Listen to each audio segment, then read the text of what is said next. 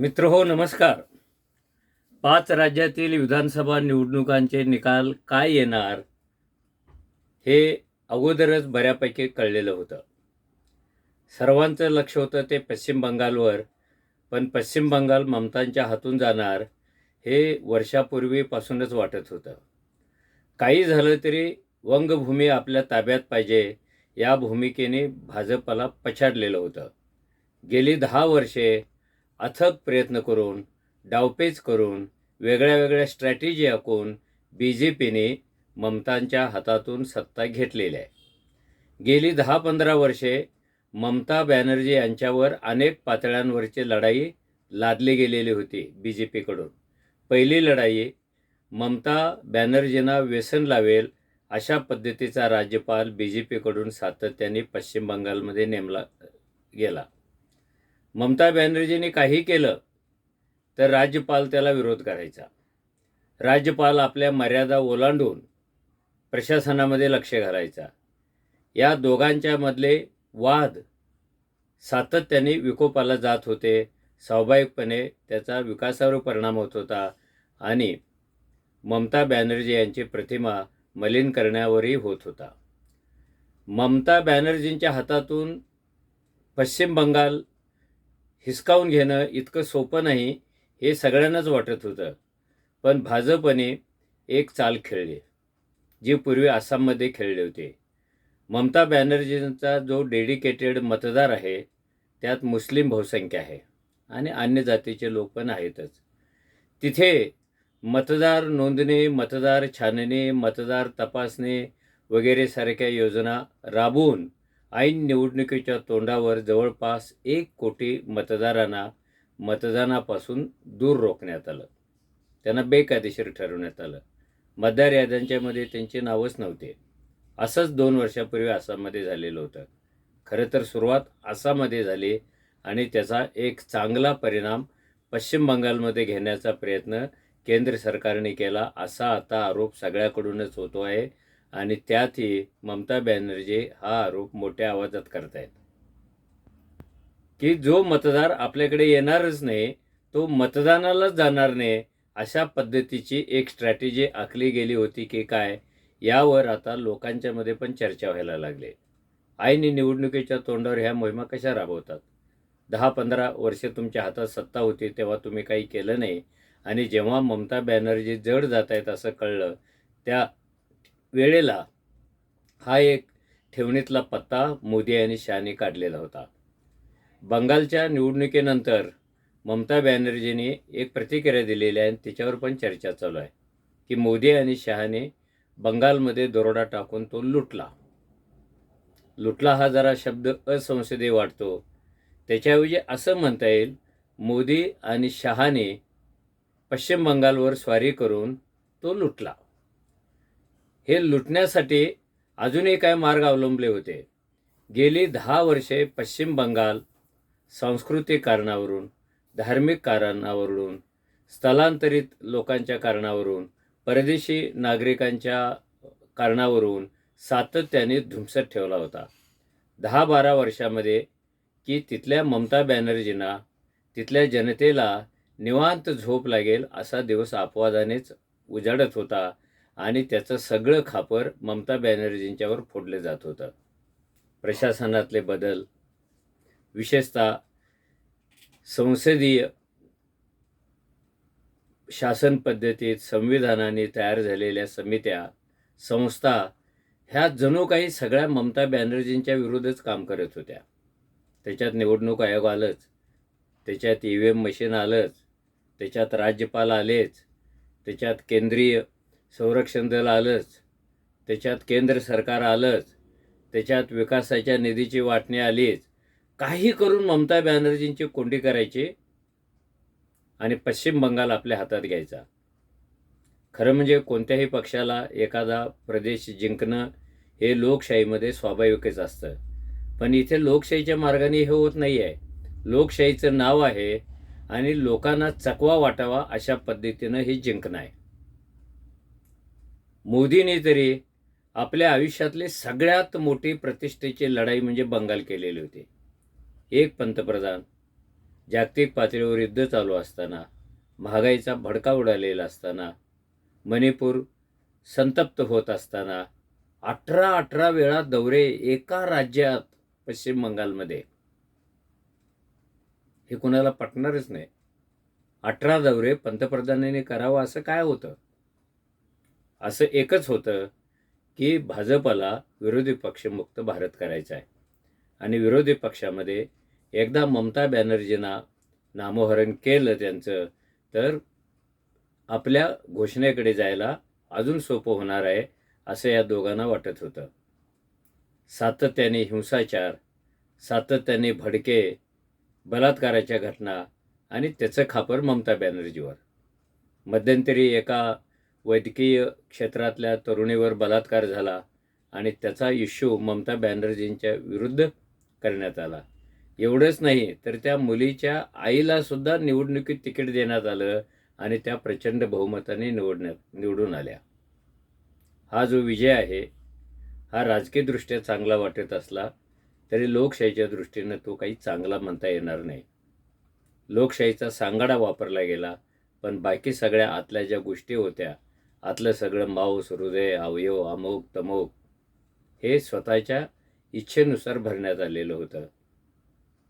अशा प्रकारे लोकशाहीचा सांगाडच राहिला तर ती कोलमडून पडायला उशीर लागणार नाही असा इशारा बाबासाहेबांनी कधीच देऊन ठेवला होता.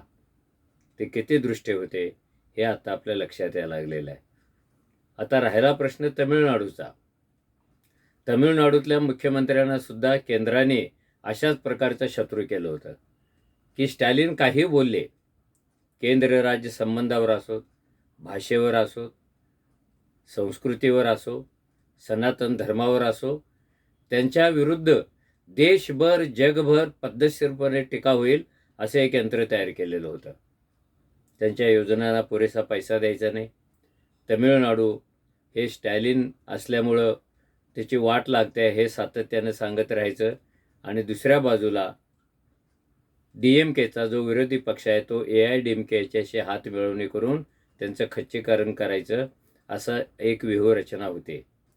मध्येच विजय नावाचा नट आला आणि या नटाचा अंदाज ना AIADMKला आला ना DMKला आला. खरं म्हणजे तो यायला पाहिजे होता, कारण दक्षिण भारतामध्ये सिनेमातल्या नटनट्यांची इतकी क्रेज आहे की त्या नटांसाठी हे प्रेक्षक, हे नागरिक कोणत्याही थराला जाऊन काही करू शकतात.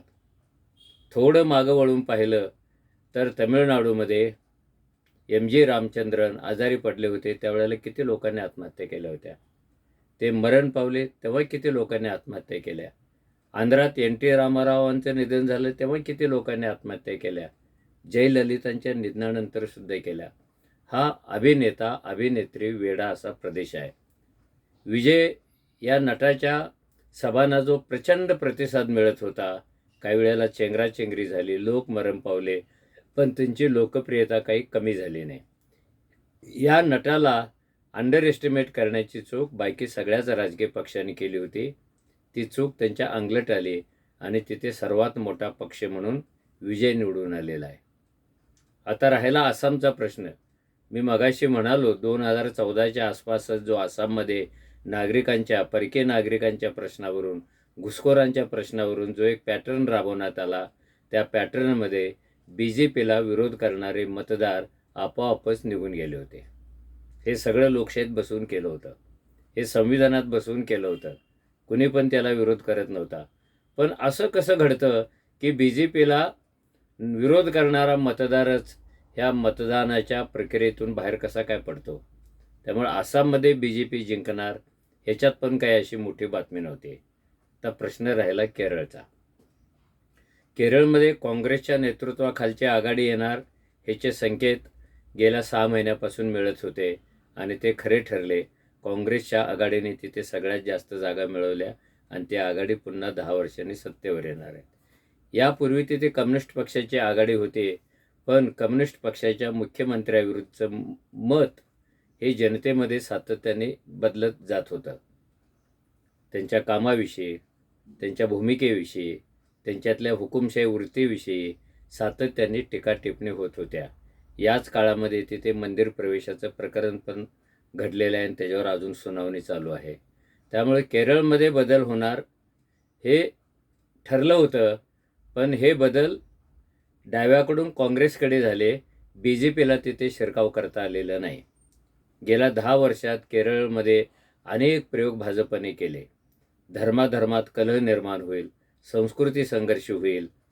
केरळ फायली सिनेमे काढून पाहिले त्याने आणि केरळमधल्या सरकारची, तिथल्या पक्षांची आणि तिथल्या अल्पसंख्याक घटकाची जेवढी बदनामी करता येईल तेवढी त्यांनी केलेली आहे. पण केरळमधल्या सुज्ञ मतदारांनी ह्या सिनेमाला, ह्या सगळ्या खोट्या नाट्या प्रचाराला बळी न पडता आपला कौल पूर्णपणे BJPच्या विरोधात दिलेला आहे. BJPचा तिथे शिरकाव झालेला नाही, जसं तमिळनाडूमध्ये झालेला नाही आहे. आणि पाँडिचेरी हा छोटा 15-16 आमदारांचा विधानसभेचा भाग आहे. तिथे कोण आलं कोण नाही याची कोणी दखल घेत नाही.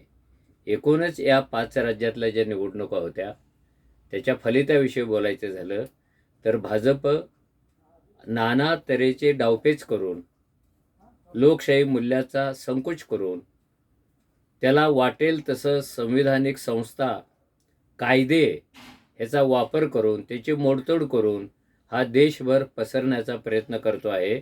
तोही लोकशाही पद्धतीनं करतो आहे आणि त्याला त्याच्यात यश येत आहे. हा पहिला निष्कर्ष आहे. दुसरा निष्कर्ष, तमिळनाडूच्या बाबतीमध्ये DMK हा जो पक्ष आहे, जो करुणानिधींच्या नेतृत्वाखाली तयार झालेला, अनेक वर्षे त्यांना साथ देणारा, त्या पक्षात सुद्धा एक कारभारामध्ये नैराश्य आलेलं होतं, शिथिलता आलेली होती. अशी शिथिलता केरळमध्ये पण होती आणि काही वेळेला सरकारमधली निष्क्रियता, त्याच्यातली शिथिलता याच्याविरुद्ध लोक मतदान करतात आणि त्यांना पराभूत करतात. याशिवाय पॉप्युलर योजना कोणत्या झाल्या ह्या सगळ्यांना माहितीच आहे. महिलांचा विषय घेऊन हे सगळे विरोधक महिला विरोधी आहेत असा धूमधडाक्यात प्रचार मोदींनी केला, कारण त्यांनी मांडलेलं महिला आरक्षण विधेयक नामंजूर झालेलं होतं आणि ते ऐन निवडणुकीच्या तोंडावर मांडलेलं होतं. हा काही योगायोग नाही आहे. ते मंजूर झालं तर BJPला क्रेडिट मिळणार आणि नामंजूर झालं तरी विरोधी पक्षांना बदनाम करायची संधी मिळणार. अशा प्रकारचे ते होतं.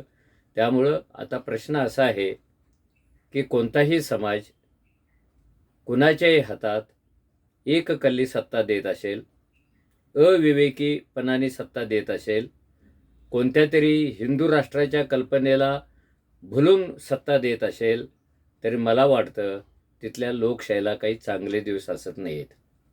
हे लोकांनी ठरवावं. आपण कोणत्या लोकशाहीमध्ये राहतो आहोत आणि तिचं भवितव्य काय. तिचं भवितव्य चांगलं असेल तर सत्तेचं विकेंद्रीकरण हाच एक त्याच्यावर पर्याय असतो. एवढं लक्षात ठेवून आपण थांबूया. धन्यवाद.